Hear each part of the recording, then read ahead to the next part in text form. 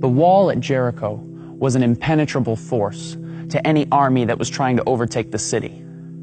Before even dealing with the wall, the attacking troops would have to navigate their way across a 27-foot wide, 9-foot deep pit that lined the outer edges of the city. Then there was the wall itself, a 17-foot high, 5-foot thick, pure mass of solid stone. If the attacking army managed to get this far without being shot down by archers, all that was left was to defeat the well-trained Canaanite army that was waiting within. This was the reality for a young leader named Joshua and his ragtag Israelite army. These Israelites, who had seen an entire generation live and die while wandering through the desert, were tired, hungry, and facing what seemed like an impossible task, a hopeless situation. Now, I haven't lived very long, but I've lived long enough to know this, that running into walls is a part of life. And the bigger the wall, the more hopeless the situation can seem. The large walls of sickness, loss, divorce, addiction, they pop up all around us and they seem impenetrable. And just like the wall at Jericho, these walls rarely stand alone. The walls of our lives are often accompanied by a deep pit of pain, suffering, and despair, and all the while an army of hopelessness attacks us on every side. The question is asked all the time, if God loves us so much and is so powerful, then how could He allow these walls to pop up around me?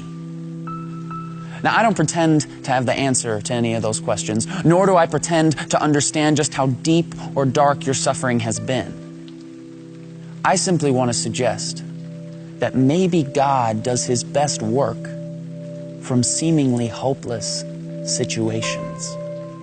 When I read the Bible, I read about people and characters, all who faced seemingly hopeless situations. In fact, I cannot find a single person who walked faithfully with God without first facing a hopeless situation. Adam and Eve ruined paradise by inviting sin and death into a perfect world. A hopeless case. Joseph was betrayed by his brothers for his pride and put in prison. A hopeless case. Moses was cornered on the banks of the Red Sea with the most powerful army in the world breathing down his neck. A hopeless case. Gideon was 300 against 300,000. David stood across the valley from a bloodthirsty giant. Esther was a woman trying to gain a word with a prideful king. Daniel's roommate was a lion. His friends were thrown in an oven. Jonah sucked at his job and got stuck in a whale. Peter was a coward. Paul was imprisoned. The 5,000 had no food. Lazarus was dead. Timothy was too young. Abraham was too old. The youngest son was too stupid. The walls of Jericho were too strong. And Jesus was humiliated, hung on a cross, and buried in a tomb, burying all hopes of the revolution that was hoped for thousands of years.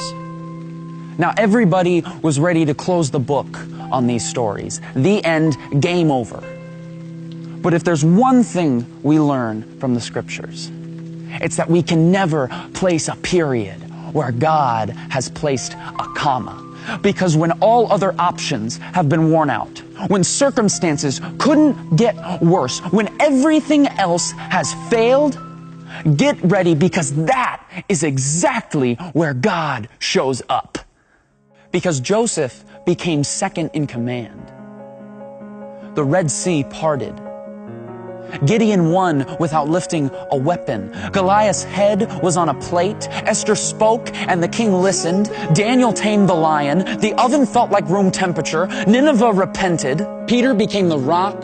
Paul rejoiced. 12 basketfuls were left over. Lazarus was just kidding. Timothy built a church. Abraham built a family. The youngest son came home to a party. The walls of Jericho came a-tumbling down. And Jesus Christ pulled off the resurrection, defeating sin and death. And the creation that had been marred so many years ago was now restored for all time. With God, what seems like a hopeless situation is not only possible, it's favorable. Because only God can turn a mess into a message. Only God can turn a trial into a triumph, a test into a testimony, and a victim into a victory.